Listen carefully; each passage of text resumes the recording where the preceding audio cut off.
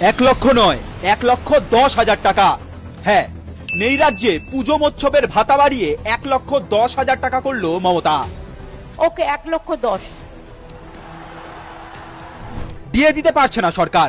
চাকরিহারা শিক্ষকরা রাস্তায় বসে। বাংলা ছেড়ে চলে গিয়েছে 6,688টি কোম্পানি। কিন্তু তারপরেও নির্লজ্জের মতো 1,10,000 টাকা দুর্গাপুজোর ভাতা ঘোষণা করলেন মমতা। তবে এই ভাতা দুর্গাপুজোর নামে হলেও পুজোর কাজে কিন্তু সরাসরি খরচ করা যাবে না। তাহলে কিসের জন্য টাকা দিচ্ছে, কেন দিচ্ছে ধারে চলা এই মমতার সরকার জানেন? তাহলে শুনুন। আমরা কেউই ভাতার বিরুদ্ধে নই, কিন্তু বলুন তো, যে শিক্ষকরা তৃণমূলের দুর্নীতির জন্য আজ রাস্তায় বেকার হয়ে বসে রয়েছেন, তাদের সামনে, তাদের পরিবারের সামনে এই পুজো কাটালের দিনে চোখে চোখ রাখতে পারবেন? বাংলার মানুষের যুব সম্প্রদায়ের ডাল ভাতি জোগাড় করে দিতে ব্যর্থ এই সরকার। তাহলে দু একদিনের জন্য বিরিয়ানির লোভ দেখানোর মানেটা কি? বাংলা ছেড়ে একের পর এক শিল্প সংস্থা পাত্তারি গুটিয়ে চলে যাচ্ছে। এই বিপুল পরিমাণ টাকা যদি ওই সংস্থাগুলিকে সাহায্যের জন্য বরাদ্দ করা হতো, নতুন নতুন শিল্প আনার চেষ্টা করা হতো, তাহলে এই 1,10,000 টাকার ভাতা লাগতো না। বাংলার মানুষ এমনিতেই এই টাকা চাঁদা বাবদ দিয়ে দিতে পারত। মাননীয়া শুধু বলেন উৎসবে ফিরুন। যে রাজ্যের মানুষের মনে সুখ নেই, আছে বেকারত্বের হাহাকার, তাদের চাকরি কর্মসংস্থানের ব্যবস্থা না করে শুধু ভাতায় ভুলিয়ে রাখার মানেটা কি? আসলে কারণটা অন্য।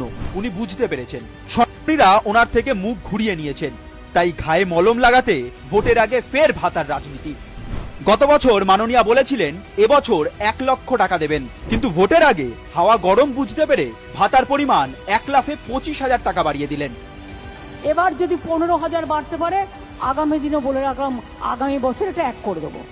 90, 95, 1।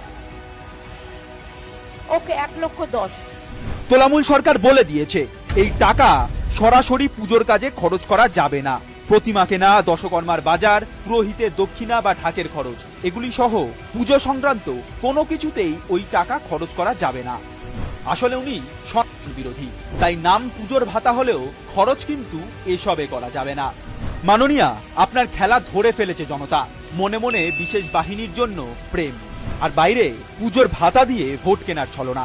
মাননীয়া বুঝে গিয়েছেন দুদেল বাহিনীর 30% নিয়ে ভোটে জেতা যাবে না, তাই ভাতার অঙ্ক বাড়িয়ে সনাতনীদের ভোট কেনার চেষ্টা।